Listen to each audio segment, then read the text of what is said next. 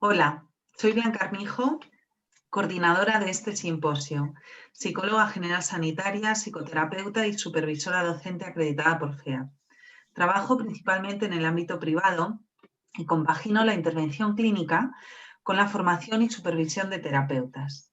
Es precisamente en el ámbito de la supervisión donde surgen las reflexiones que hemos decidido compartir en esta investigación. A lo largo de las sesiones de supervisión, fuimos encontrando algunos casos en los que el factor común de la enfermedad orgánica, casi siempre grave y crónica, en alguno de los miembros del clan familiar nos suponía un reto añadido, tanto a la familia como a nosotras como terapeutas. Cómo la enfermedad había sido afrontada por la familia, las dinámicas relacionales que se habían construido en torno a ella y cómo nosotras afrontábamos y co-construíamos con la familia formas de relación que les permitieran una evolución lo más funcional posible. El espacio de supervisión nos permitió tener un punto de vista privilegiado sobre una casuística variada que favoreció las reflexiones que aquí os trasladamos en este trabajo que hemos llamado la mirada del terapeuta sistémico en la intervención con familias con daño orgánico. Os presentamos a continuación 4 comunicaciones, todas relacionadas entre sí y que son fruto del trabajo grupal realizado para este simposio, aunque se presenten de manera secuenciada y diferenciada. Se trata de las bases conceptuales utilizadas desde el modelo sistémico, que es nuestro marco teórico de referencia, el concepto complejo de la cronicidad relacional que se produce en estas familias, reflexiones sobre la posición mentalizadora del terapeuta en el abordaje familiar y la propuesta de observación e intervención en estos casos. Os dejo a continuación con Aurora Rubio Herranz, encargada de abrir el turno de comunicaciones. Muchas gracias. 3. Hola, buenas. Yo soy Aurora Rubio, soy psicóloga general sanitaria y trabajo tanto en el ámbito público como en el ámbito privado. En mi exposición lo que hemos querido contaros es un breve recorrido histórico sobre aquellos conceptos más importantes de la terapia sistémica, que es el modelo en el que nos basamos, para que posteriormente, cuando mis compañeras expongan los casos prácticos, se puedan entender un poquito mejor y se pueda implementar la teoría con la práctica. Entonces, bueno, vamos a empezar con el concepto de sistema, que proviene de la teoría general de sistemas de Bertrand Lanfy en el 76. Un sistema sería un conjunto de elementos que mantienen una interrelación constante entre sí y están diferenciados del ambiente externo. Para la terapia sistémica, la familia es un sistema, es un grupo natural que se encuentra en constante movimiento y en constante proceso de cambio dentro de un contexto social que tiene pautas complejas de interacción y en la que cada miembro cumple diferentes funciones, tal como lo comentan Minuchin y Fishman en el 83. Para ser un terapeuta sistémico ha de tenerse en cuenta varias cuestiones. Por ejemplo, ha de tenerse en cuenta la interacción circular entre los diferentes subsistemas, el subsistema parental, el conyugal y el filial. Se ha de tener en cuenta también la composición familiar, estemos hablando de una familia que sea nuclear, una monoparental, de la familia extensa, de una familia compuesta o de una reconstituida. Se ha de tener en cuenta el ciclo vital evolutivo, el momento evolutivo en el que se encuentra la familia, las crisis familiares que puedan aparecer, los límites, las fronteras, los roles de cada miembro de la familia, las alianzas o las coaliciones que puedan aparecer, el nivel de flexibilidad que tenga la familia, las jerarquías, las narraciones de identidad de cada uno de los miembros y las pautas relacionales de todos ellos. Vamos a hablar sobre todo del concepto de crisis, que mis compañeras podrán ahondar un poquito más, en el que para nosotras la crisis es considerada un desequilibrio, un impacto, una irrupción dentro de las familias, en nuestro caso el daño orgánico, que a su vez también es una oportunidad de cambio. Tal como comenta Luigi Onis en el 97, ante la crisis el sistema se ve obligado a cambiar. El cambio terapéutico precisa de la modificación de los esquemas preexistentes de referencia, necesita mayor flexibilidad y desarrollar nuevas modalidades de funcionamiento. Vamos a hablar de 4 tipos de crisis, de las que habla Pittman en el 95.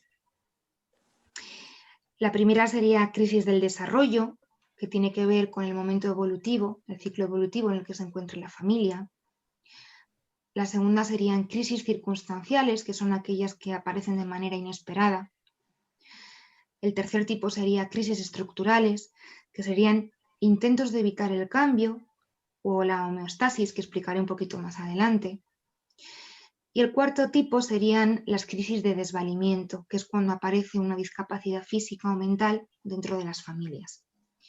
En nuestro trabajo nos vamos a centrar sobre todo en las crisis circunstanciales o inesperadas y en las crisis de desvalimiento. Vamos a hablar también de los conceptos de funcionalidad y disfuncionalidad, que nosotras desde la terapia sistémica entendemos como la capacidad de adaptabilidad de una familia al impacto o a la crisis. Una familia puede ser funcional o disfuncional de acuerdo al modo adecuado o inadecuado en que satisfaga sus necesidades y las de sus integrantes y haga posible o entorpezca el bienestar emocional y social dentro de ella. Este concepto de funcionalidad está íntimamente relacionado con otro concepto muy importante dentro de la terapia sistémica, que es el concepto de homeostasis, que significa feedback o retroalimentación negativo, o también significa no cambio, y encontraríamos el concepto opuesto, que es el de morfogénesis, que sería retroalimentación positiva o feedback positivo, que estaríamos hablando de cambio, de un momento de cambio. Estos dos conceptos provienen de la teoría cibernética de Weiner del 48.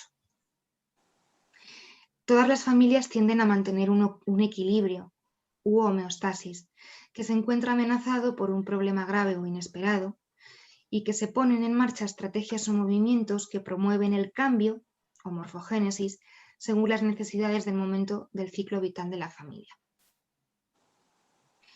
Como comenta Ashby en el 52, la homeostasis haría referencia a la capacidad de los sistemas para compensar ciertos cambios del ambiente, manteniendo a la vez una estabilidad relativa en sus propias estructuras. Pues bien, a veces las familias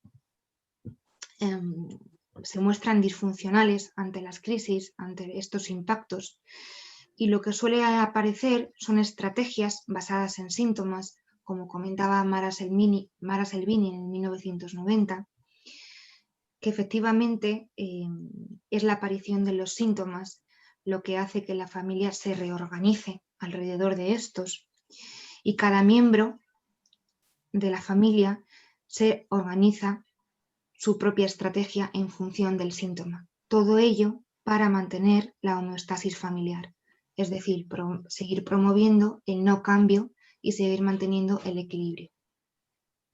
Nos preguntábamos entonces cómo hacemos los terapeutas sistémicos para ayudar a las familias a generar cambios adaptativos dentro de su propio juego familiar relacional.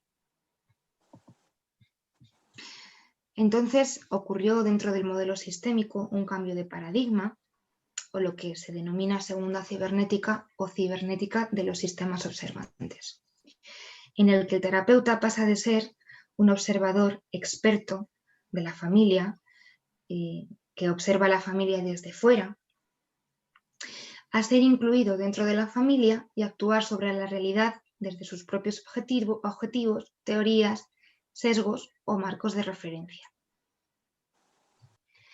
El terapeuta, con su intervención, entra profundamente en el sistema, llegando a ser un miembro activo y favoreciendo el cambio desde dentro. Y al mismo tiempo lo prepara para una asistencia más autónoma. Tal como comenta Linares, en el 2012, el terapeuta siente en terapia y su subjetividad emocional es un legítimo y decisivo recurso terapéutico, igualmente válido que las otras técnicas terapéuticas basadas en el conocimiento sistémico.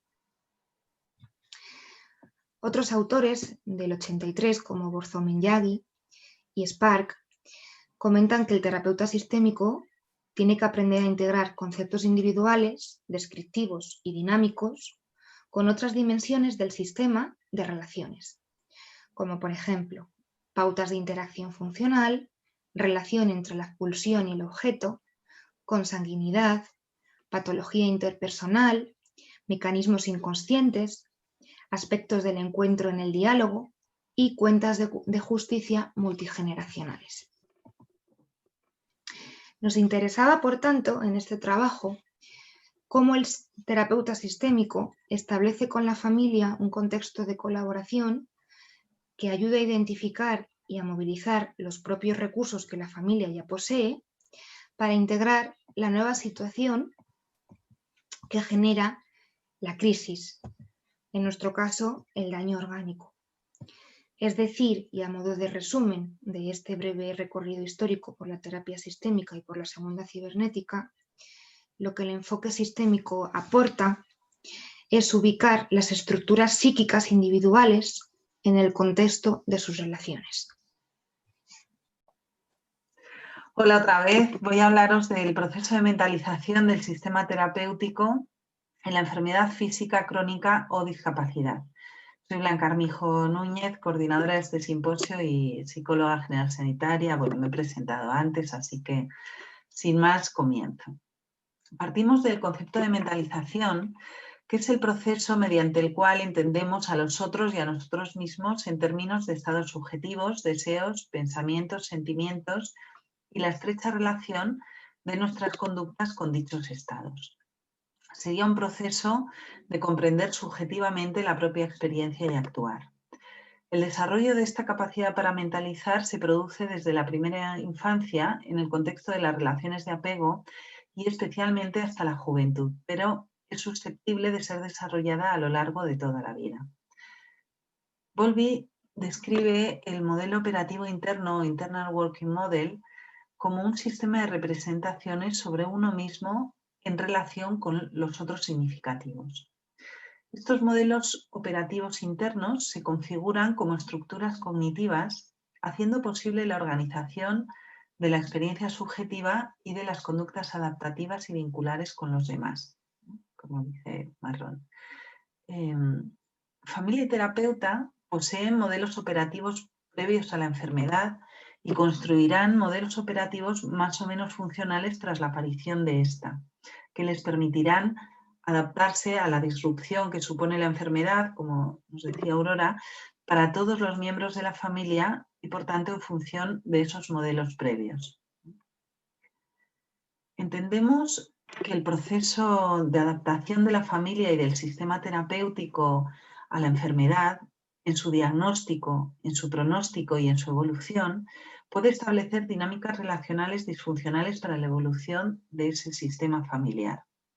Esto hace necesario, a nuestro entender, un análisis diagnóstico de los modos de adaptación a la enfermedad, se trate o no del motivo por el que está consultando esa familia, que posibilite una intervención dirigida a la mejora de esos modos disfuncionales de afrontamiento, tanto en el proceso mentalizador individual como en los aspectos relacionales del sistema completo.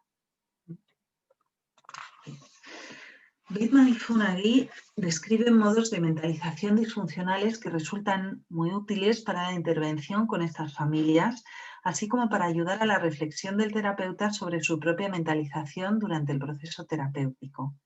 Especialmente interesantes nos resultan los modos prementalizadores que estos autores denominan el modo pretendido, en el que se produce una disociación total entre los estados mentales y la realidad física, entre lo interno y lo externo, y que encaja bien con el sesgo que nosotras vamos a llamar negador que hemos observado en las familias del estudio.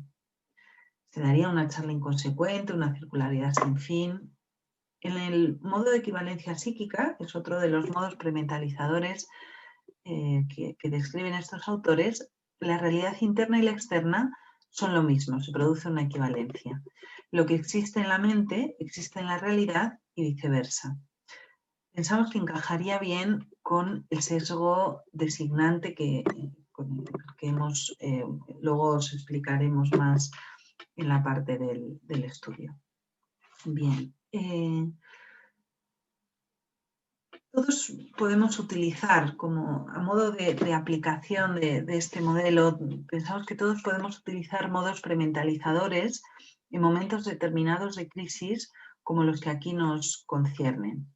De ahí la necesidad de utilizar un modelo de intervención estructurado y basado en los distintos procesos de mentalización. Pensamos que detectar los modos disfuncionales de la mentalización que aparecen con más frecuencia en las situaciones de crisis que viven estas familias, nos permite intervenir en dos planos diferenciados. Por un lado, desde la reflexión sobre cómo los terapeutas mentalizamos la enfermedad desde nuestros propios modelos operativos internos, y por otro lado, desde el acompañamiento a los miembros de la familia hacia modos más funcionales de dicha mentalización. Mis compañeras van a compartir algunos casos que nos han servido para este estudio y un cuadro resumen de la investigación que hemos realizado, pero no quería terminar sin hablaros de mi experiencia como psicoterapeuta en los primeros casos que fui encontrando en los que había una enfermedad orgánica grave y crónica. Recuerdo uno especialmente. La familia consultó por un síntoma alimentario con riesgo de ingreso que presentaba la hija de 19 años. Tenía un hermano unos años mayor que ella que vivía con los padres. La paciente había salido de casa para estudiar en otra ciudad un año atrás. También un año atrás y justo después de la marcha de la hija, el padre de esta familia, donde ambos progenitores eran profesionales de éxito, había sufrido un ictus grave que le había dejado secuelas cognitivas y motoras. Me recuerdo a mí misma pensando cómo intervenir con esta familia sin tener en cuenta la enfermedad del padre y sus secuelas, pero al mismo tiempo cómo intervenir teniéndolas en cuenta. Si me voy a los aspectos puramente relacionales, alianzas, estrategias de cada uno de los individuos, motivaciones de cada uno de ellos, de alguna forma puedo estar asumiendo que todos los miembros del sistema están igual de capacitados para tomar decisiones y ejecutar comportamientos relacionales, cosa que no es cierta. Pero si tengo en cuenta las limitaciones y las pongo en el epicentro de la intervención, mi sensación de impotencia aumenta. Siento que casi puedo explicar todo y normalizar cualquier comportamiento con la enfermedad, cualquier crisis, cualquier discusión, como si no hubiera motivaciones, alianzas relacionales, beneficios secundarios, estrategias basadas en los síntomas, como en cualquier otra familia con las que trabajo habitualmente. Fuimos observando en el trabajo con esta familia cómo la familia había afrontado la difícil situación que atravesaban.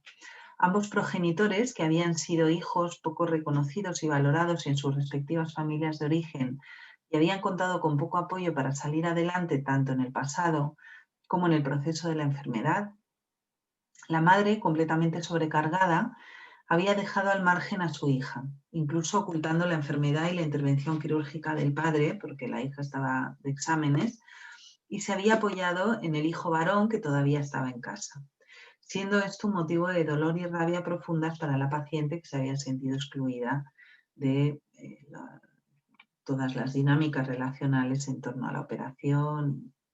Desde el enfoque relacional sistémico pensamos en el protocolo de la prescripción invariable para atender a esta familia como una manera de fortalecer a la pareja parental y reestructurar la jerarquía familiar alterada. Pero, ¿cómo realizar un protocolo invariable en la idiosincrasia de esta familia? Tras la reconstrucción de las vicisitudes de la historia de esta familia y teniendo en cuenta las intervenciones relacionales que podían favorecer la evolución de los síntomas de la paciente motivo de consulta, tuvimos que ajustar la intervención psicoterapéutica acompañando a los miembros de la familia en ese proceso de aceptación de las limitaciones del padre al principio y movilizando luego la responsabilidad y la alianza de los padres desde sus capacidades en el apoyo al desarrollo de sus hijos, lo que fue sin duda un protocolo variable de aquella prescripción invariable. De estas primeras reflexiones o retos surge el trabajo que os presentamos hoy y que en la praxis clínica nos ha servido de guía a la intervención. Muchas gracias. Os dejo con la siguiente comunicación. Buenas, soy Miriam Yagüe Benito, soy psicóloga general sanitaria y psicoterapeuta acreditada por FEAP.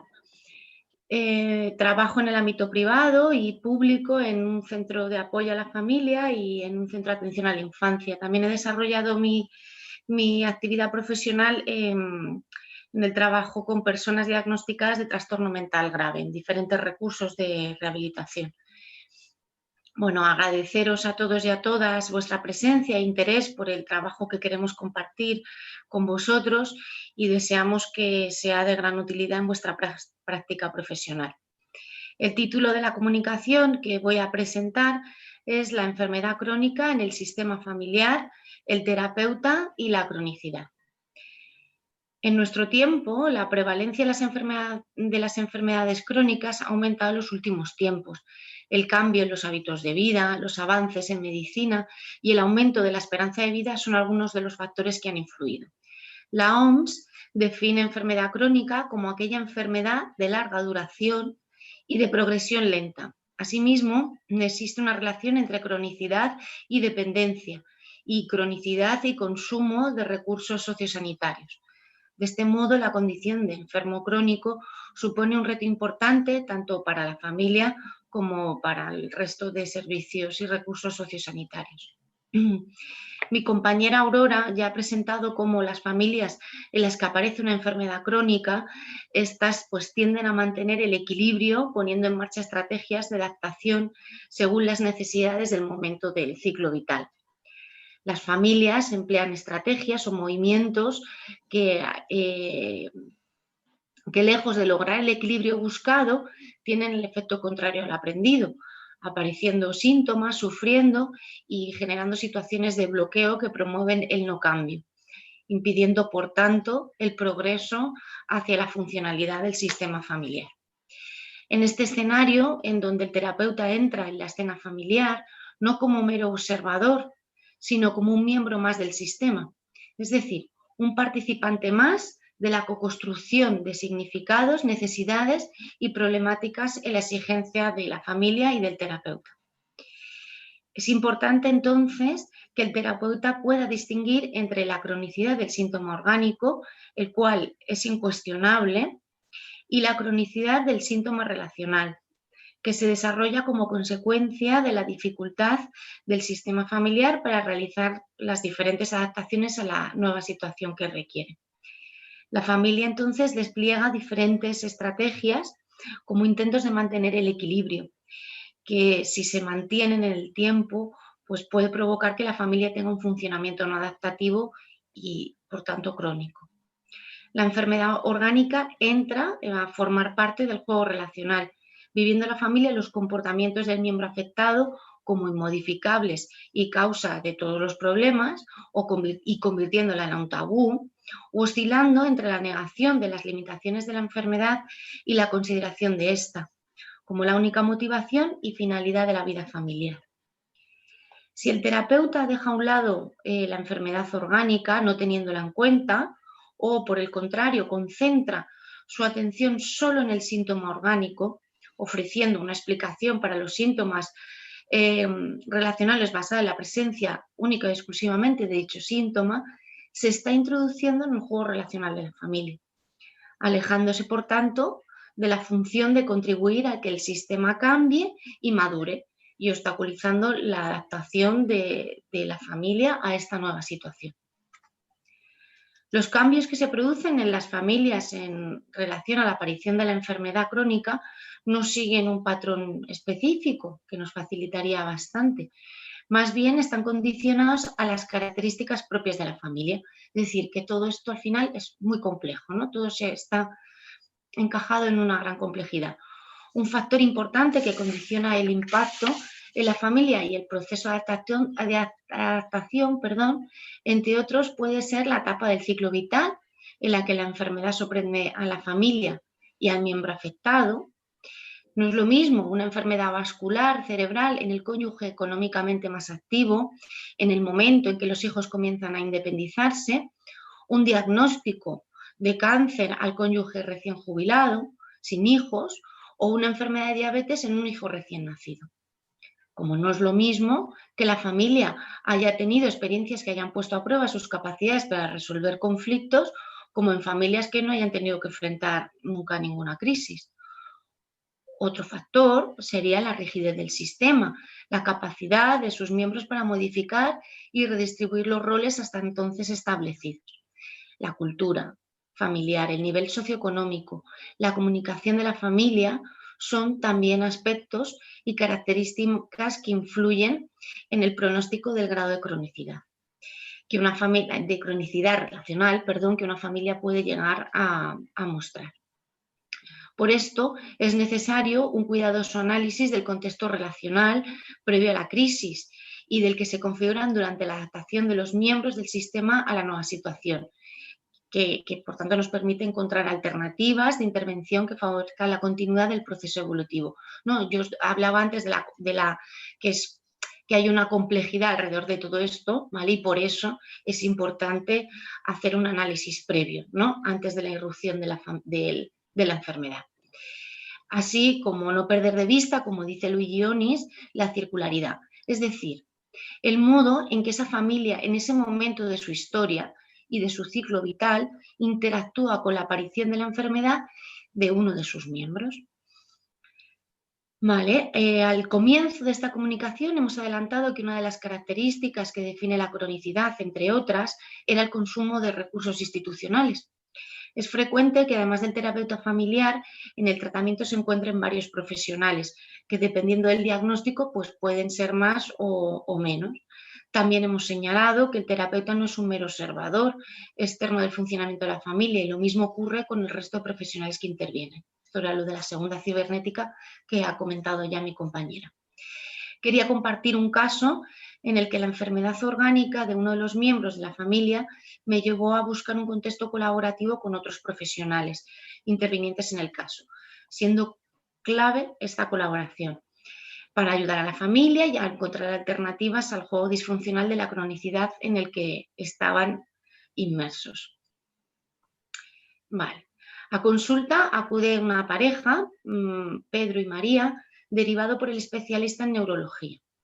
La demanda que hacía la pareja fue verbalizada por el marido de la siguiente manera.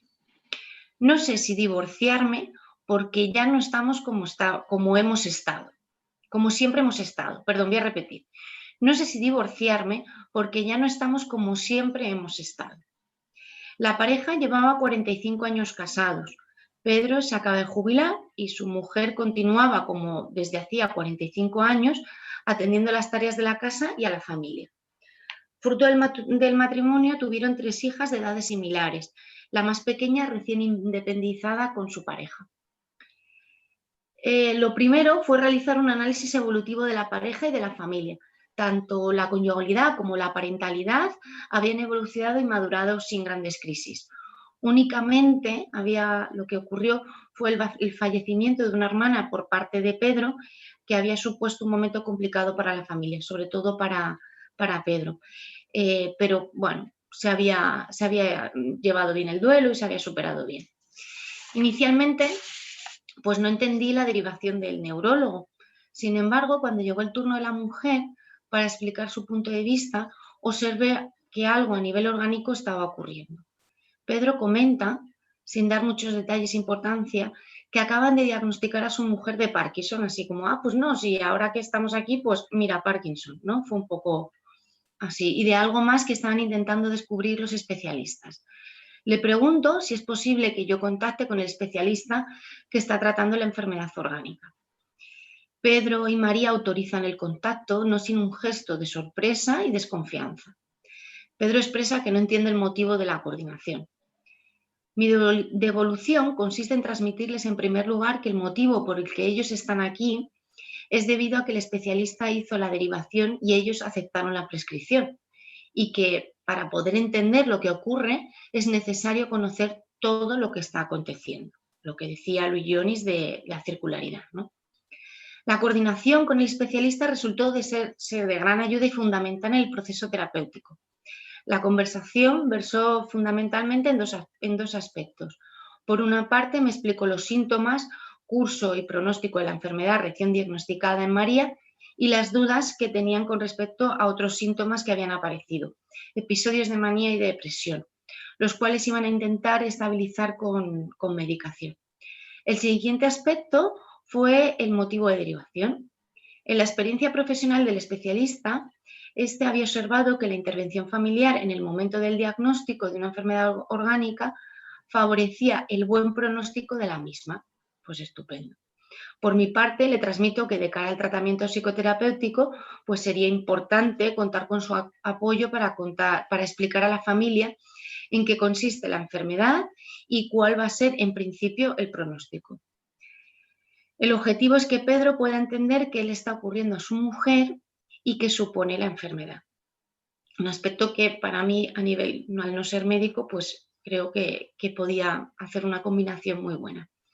De nuevo, en sesión con la pareja, dejo a un lado la demanda que trae y exploro cómo están adaptándose a las nuevas circunstancias, que son varias. Jubilación del marido, proceso de independencia de la hija menor y, por supuesto, el diagnóstico de la enfermedad crónica. Y me doy cuenta de que no están haciendo ninguna adaptación funcional. Pedro comenta que al jubilarse esperaba que por fin podría pasear de la mano con su mujer. Ha sido una decepción, dice. Su mujer camina muy despacio y no la agarra de la mano, la deja suelta. Al contrario de lo que se podía esperar, Pedro niega el diagnóstico. Interpreta los síntomas físicos de su mujer debidos al Parkinson a un problema conyugal. También indago cómo están haciendo los reajustes sus hijas, así que convoco a la familia al completo en la siguiente sesión. Las hijas acuden a la sesión con actitud de colaboración. Comenzamos con una pequeña presentación de cómo es para cada una de ellas su familia y cómo se perciben en ella. Aparentemente todo resulta perfecto o idílico, hasta que abordamos la enfermedad de la madre. Era la primera vez que todos los miembros de la familia hablaban de la enfermedad, de lo que suponía para cada uno y de las expectativas que consideraban que tenían que cumplir. Las siguientes sesiones se dedicaron a redistribuir los roles, al ajuste de las expectativas, clarificándolas y compartiéndolas con los demás, y al reajuste de todos ante la nueva situación.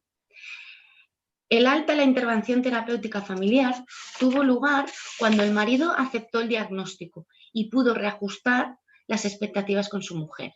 Él me dijo: entendí por fin que soy yo quien le tiene que sostener la mano y caminar más despacio. Vemos cómo en esta viñeta, al haber podido realizar un análisis minucioso de los elementos y aspectos que hemos mencionado en el juego de la cronicidad, nos ayudó a no enfrascarnos en el síntoma que traía la pareja. Mirar de forma global nos ayudó a considerar que se estaba produciendo una adaptación no funcional. Pedro, recién jubilado, lleno de planes para esta nueva etapa, se encuentra con la enfermedad de su mujer, que obliga a dejar de lado todos esos proyectos. ¿Qué hace Pedro? Niega la enfermedad y pone el foco en un problema de pareja. Por su parte, las hijas, al poder hablar de lo que ocurre, también pueden reajustarse y participar de una forma más clara y colaboradora entre ellas. En una de las sesiones con las hijas, la menor, que recién se había emancipado, se había planteado regresar al domicilio familiar.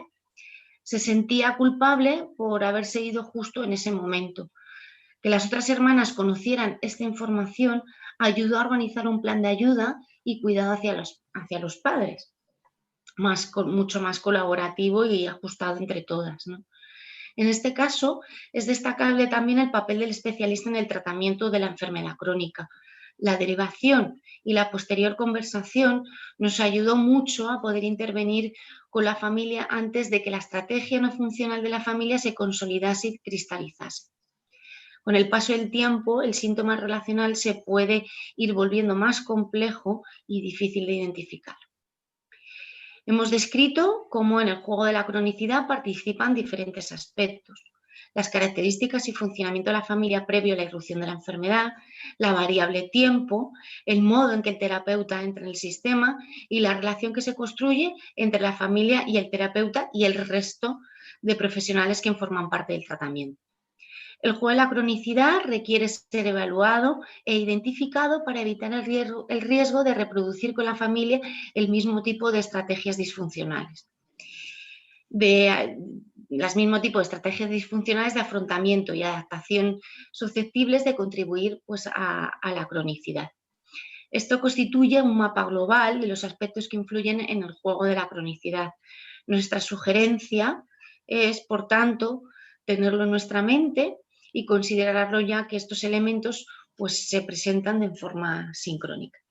Muchas gracias y vamos a dar paso a la siguiente comunicación. Hola, soy Virginia Broncano Sánchez y ejerzo mi labor como psicóloga en el contexto de la enfermedad hematológica, leucemia, linfoma, mielomas y aplasia, enfermedades de larga duración y que conllevan tratamientos de larga hospitalización. En el entorno de la psicología de la salud se nos demanda como profesionales el acompañar a las personas en el proceso de enfermar, conocer las reacciones psicológicas de los pacientes y sus familiares y paliar los efectos de estas reacciones para proporcionar calidad de vivencia de la enfermedad. En los años de experiencia en este contexto he ido enfrentándome al reto que suponía en algunos casos, a pesar del empeño que ponían los pacientes por paliar esas emociones y reacciones negativas que vivían, una cronificación o empeoramiento de las mismas, empeorando así la salud mental y el bienestar psicológico. Me preguntaba si en estos casos el abordaje individual era suficiente. La orientación sistémica me ha aportado la visión de una dimensión más a esta ecuación, la relación. Es el objeto de este estudio evaluar cómo cada miembro del sistema relacional significativo para el paciente se sitúa en esta crisis de desvalimiento ante la enfermedad o limitación en el momento del diagnóstico, durante el tratamiento o la resolución de la enfermedad, y cómo esta significación empieza a tomar parte de la dinámica relacional y en las vivencias de cada miembro. Todo contemplado por la mirada del terapeuta, que tendrá una postura ante la enfermedad y ante la familia, como ha explicado la compañera Miriam. El compromiso orgánico de uno de los miembros pasa a formar parte del ciclo vital de la familia y engranarse en los distintos miembros. Si el afrontamiento no es funcional, el ciclo de la familia puede quedar congelado o las capacidades de la familia para adaptarse a la nueva situación quedar bloqueadas o estancadas. Establecer hipótesis sobre el contexto relacional previo, como también ha dicho Miriam, es fundamental, ya que el estudio de las dinámicas previas es indispensable para poder entender las dinámicas relacionales actuales que marcan el afrontamiento ante la enfermedad. Por ejemplo, si el funcionamiento de la familia era o es muy rígido, no facilita la comunicación, la expresión, no conserva los planes vitales de cada uno de los miembros, no permite el proceso de adaptación ni el fluir del ciclo vital y se generan problemas relacionales e incluso sintomatología a nivel psicológico en los miembros del sistema, que se añadirán a la complejidad de la situación. Estas reflexiones que fueron surgiendo en las sesiones de supervisión nos llevaron a plantear este estudio de revisión de casos. Como resultado de este análisis, hemos observado formas idiosincráticas de las familias en la manera de entender la enfermedad y sus características, diagnóstico, pronóstico, limitaciones para el paciente y efectos sobre los demás miembros, que condicionan y ocasionalmente pueden obstaculizar el tratamiento. Hacemos una propuesta de evaluación en la dimensión, tipo de afrontamiento familiar, que consideramos útil para orientar la intervención. Proponemos 4 categorías: familias negadoras, designantes, oscilantes o funcionales. Como hemos dicho, hemos realizado un estudio de 15 casos en los que al menos un miembro de la familia presenta una enfermedad crónica o una discapacidad reconocida. Para ejemplificar nuestra propuesta, voy a utilizar viñetas clínicas y en primer lugar voy a hablar de las familias consejo negador. En este caso hablamos de los padres de Juan, que tiene 14 años. Consultan porque su actitud en casa es impulsiva y ofensiva para con sus padres, en especial con su madre enferma de ELA, coincidiendo el diagnóstico de su madre con su nacimiento. Estas actitudes se desencadenan tras un episodio de coma de la madre que evidencia las limitaciones. Juan demanda atención de los padres, refiere sentirse abandonado. En el instituto, los amigos alertan al tutor sobre ideas de muerte y anticipaciones de lo que le pueda suceder a su madre. Se enfada cuando su madre no camina bien o se orina, señalándola como vaga o sucia. El padre, de profesión camarero, pasa mucho tiempo fuera de casa. Evaluando el funcionamiento familiar previo, el matrimonio se ha posicionado en seguir la vida como si la ELA no hubiera irrumpido y los síntomas fueran producto de la voluntad de la madre. Mirar hacia otro lado y culparse unos a otros cuando los síntomas de la ELA aparecen en la convivencia. La demanda de Juan nos parece coherente con la posible regla no escrita de que no está permitido hablar de la causa de las limitaciones de la madre, ni expresar rabia por sufrir las consecuencias de esta, dentro del contexto familiar. Reconstruyendo la historia, tenemos una hipótesis de cómo esta madre tuvo que desvincularse emocionalmente de su diagnóstico para poder ejercer de madre desde la vida y no desde la enfermedad. Este afrontamiento que pudo hacer sobrevivir a la paternidad a este matrimonio puede haber congelado las reacciones de duelo por pérdida de las capacidades durante 14 años y no ha permitido a los miembros de la familia mentalizar la posibilidad de la necesidad de cuidado de la madre en algún momento del ciclo vital, bloqueando así la puesta en marcha de las capacidades de cada uno para afrontar esta situación de dependencia. Nuestro trabajo en terapia ha sido crear un contexto donde las expresiones de duelo de cada uno de los miembros fueran permitidas y respetadas. Ayudar a Juan a mentalizar el diagnóstico de su madre de forma realista, con su pérdida de sus capacidades, pero desvinculándola de la muerte y conectándola con la vida a través de lo que le reporta como madre con sus cualidades y como miembro de la familia reconocido.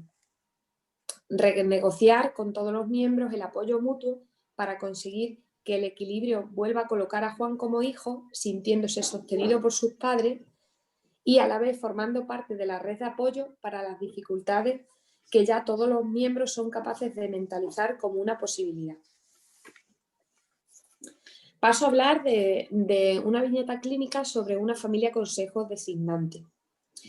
Monse, de 40 años, consulta porque su hija Miriam necesita atención psicológica. En los últimos 2 meses ha tenido 2 ingresos en urgencias con ataques de ansiedad y se niega a comer porque piensa que se va a asfixiar. Miriam padece una cardiopatía congénita acompañada de un CI bajo que se ha puesto de manifiesto tanto en el contexto escolar como en el social, buscando la familia ubicar a Miriam en el concepto de la discapacidad. Examinando la historia familiar, nos encontramos que la cardiopatía congénita ha marcado las historias de las mujeres en esta familia. Monse pasa su infancia cuidando a su madre enferma de corazón, la cual fallece. Se hace cargo de la casa de la familia donde conviven su padre y un hermano. Hace un intento de diferenciándose, quedándose embarazada de Miriam y casándose. El matrimonio fracasa y vuelve al domicilio familiar, volviendo a cargo de la organización. Diagnosticada de la misma cardiopatía que la madre en 2017, tiene que pasar 2 años en Madrid un proceso de trasplante de corazón. Miriam, la paciente, queda al cuidado de la nueva mujer de su padre. Este periodo de ausencia de Monse, Miriam lo vive con un sentimiento agudo de abandono, fracaso escolar y social que la lleva incluso a tener alguna relación en la que es abusada, solo por sentirse querida porque, según sus palabras, se sentía muy sola. La pareja de su abuelo, aunque cariñosa, no la entendía. Monse, desde Madrid, se siente culpable de no haber podido cuidar a Miriam en este periodo y a su vuelta, ya recuperada, se vuelca en su protección.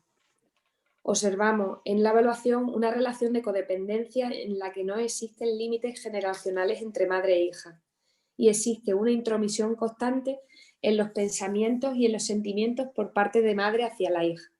Y aunque comparten el deseo de autonomía, sufre angustia ante el fantasma de fracasar. En el caso de Miriam, sus obsesiones con el tema de la muerte boicotean todo intento de autonomización. De hecho, un ejemplo es que deja el instituto por los ataques de ansiedad. Quizá en una familia donde el destino parece tan marcado en la enfermedad para las mujeres, la angustia sea la protagonista y con esta herencia de muerte sea difícil construir un proyecto vital ilusionante. Nace la obsesión de la mentalización de la muerte temprana. En la terapia hemos trabajado con madre e hija el desplazar el foco hacia las capacidades conservadas, el facilitar un contexto donde Monse pueda verbalizar las dificultades que ha tenido en su historia y reelaborarlas no como un preludio de lo que le va a pasar a su hija, sino por padecer el mismo diagnóstico, sino como un ejemplo de superación que puede servir a Miriam en su desarrollo. En individual, proporcionando a Miriam un contexto donde a través de un vínculo terapéutico reforzante, dar sentido a los síntomas obsesivos, enmarcándolos como consecuencia de la dificultad para construir un self agente y pensante en una vida sin proyectos propios. En definitiva, reelaborando con Miriam una historia de superación y capacidad que le permita construir un futuro ilusionante. Ahora, en tercer lugar, voy a pasar a hablar de una viñeta de una familia consejo de oscilante. En la siguiente situación nos encontramos en el caso de una familia cuya demanda está formulada por el equipo de enfermería de la unidad de hematología. Como os he comentado al principio, mi trabajo en el hospital consiste en acompañar a las familias en el proceso de adaptación al ingreso. Como os he dicho, son tratamientos largos que tienen una duración aproximada de 1 mes. En este contexto nos encontramos a una familia de 3 miembros, Mercedes y Alejandro de unos 50 años y Alba de 20. No ha pasado 1 año desde que Mercedes pasara por un proceso de cáncer de mama cuando ingresa para un tratamiento de una leucemia. Chocaba la armonía con la que se presentaba la paciente, siempre sonriente, la veíamos sola en la habitación rodeada de libros, tablets, portátil, siempre activa.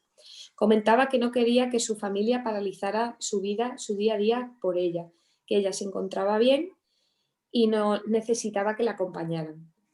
Cuando el ingreso se alarga más de lo esperado por todos, el estado físico empeora y a causa de la bajada de defensas que producen normal por los tratamientos de quimioterapia, ahí fue cuando acuden los 2 miembros de la familia que no conocíamos y vemos cómo funciona esta familia en la habitación. Mientras Mercedes sigue haciendo esfuerzos por mantener esta postura que tenía armoniosa y optimista, le cuesta trabajo ya mantener esta posición por su situación física. Alejandro se muestra furioso e indignado por la incompetencia del equipo, por la falta de confianza en la información que le dan los hematólogos, indicándole que es normal que tarden en subir las defensas y por sufrir la contrariedad de la dilatación en el ingreso. Incluso yo como terapeuta me veía acaparada por la demanda de Alejandro, dificultándome volver la mirada hacia las posibles necesidades de Mercedes y Alba. Alba, la hija, trataba de calmar también el estado nervioso de su padre, alineándose con la madre para aportar tranquilidad. Había mucho malestar en el equipo médico para tratar con esta familia. Todos los enfermeros se quejaban de que tenían que dedicarle más tiempo a las quejas de Alejandro que a la paciente. Mercedes cambia su talante del optimismo a un tinte de amargura. Estamos ante una familia en la que un miembro tiene que negarse para sostener al que se designa como sufridor de la situación, que en este caso es Alejandro. Cuando por fin hubo el ansiado alta y la familia pasa 1 mes de recuperación en el domicilio, nos informan de lo bien que está Mercedes haciendo vida, nos informa Alejandro, de lo bien que está Mercedes y que todos pueden hacer su vida normal. Cesa la queja y ahora comenta lo bien que ha salido todo y lo a gusto que han estado en la unidad. Cuando vuelven al segundo ingreso se vuelve a repetir la secuencia. Los primeros días la paciente sola y muy activa y cuando su estado físico empeora vuelve a reunirse la familia y cambia el clima de la habitación a la crispación y el descontento y la demanda. El trabajo psicoterapéutico en el trabajo fue importante reconstruir el funcionamiento previo con la familia, utilizando las preguntas circulares, donde resultó que el baile de comportamientos que pudimos observar en la planta era un reflejo de cómo se relacionaba la familia entre sí. Mercedes, que sale de una familia de origen donde no se considera querida ni por padres ni hermanos, forma una familia con Alejandro con el propósito de ser una piña. Idealiza su relación de pareja que define como compenetrada, a pesar de que encontramos que la compenetración consiste en que ante las dificultades Mercedes se encarga de gestionar las cosas para que nada cambie y Alejandro no tenga que parar su actividad cultural y política, sacrificando así su proceso emocional. En el presente, Alba, por su parte, ante esta descompensación, toma la actitud de reivindicar la dificultad de su madre. Reconoce las dificultades que le está produciendo en el tratamiento e insta a su padre para preocuparse más por ella que por la logística, produciéndose conflictos abiertos entre padre e hija. Este equilibrio que sostiene la dinámica familiar no se ve comprometido en el anterior proceso oncológico, ya que fue un proceso llevado en el domicilio, por lo que permitió a la familia sostener una postura negadora. La alternancia de ingresos de un mes, en cambio, fue lo que desencadenó la oscilación de la negación al conflicto abierto entre los miembros, que todos los problemas que sufren ahora los atribuyen a la enfermedad de Mercedes. Construir un espacio donde todos aceptaran la posibilidad de hablar de la disrupción que había supuesto el diagnóstico de la leucemia en sus vidas, la pérdida de la capacidad de Mercedes de ocuparse de todo, fue clave para renegociar la posición de todos los miembros ante este proceso. Trabajar con Alejandro la posibilidad de darse un respiro laboral para reconocer y vivir lo angustioso que supone pensar en la idea de poder perder a su mujer. Permitió esto que Mercedes pudiera colocarse como la paciente. La compensación de la pareja facilitó que Alba, la hija, se volviera a recolocar y aunque aportando en las situaciones de necesidad que se daban por los ingresos o posibles limitaciones, retomó sus estudios. Por supuesto, mencionar que en ocasiones, ya pasando a las familias funcionales, tenemos ocasión de ver cómo la dinámica previa de la familia, ese modelo mental previo que nos anunciaba Blanca en el proceso de mentalización, pues les permite afrontar la enfermedad con una dinámica que permite la expresión del duelo, por ejemplo, flexibilizar las posiciones de cada uno, renegociar los roles y reglas familiares establecidas y así resolver la situación de forma que emerjan las capacidades de la familia para utilizar sus propios recursos y salir reforzados de la condición de enfermedad. Para finalizar, simplemente decir como conclusión que este análisis de casos nos ha llevado a este planteamiento de estilos de afrontamiento que vemos de utilidad para que el terapeuta no reproduzca los sesgos de las familias y poder ofrecer así, guiar la intervención y ofrecer así estrategias terapéuticas adecuadas a la complejidad de la situación de las familias. Me despido agradeciendo vuestra atención y esperamos que sea de utilidad como a nosotros esta reflexión. Muchas gracias, Virginia. Muchas gracias a todos por vuestra atención. Concluimos aquí entonces el simposio. Gracias.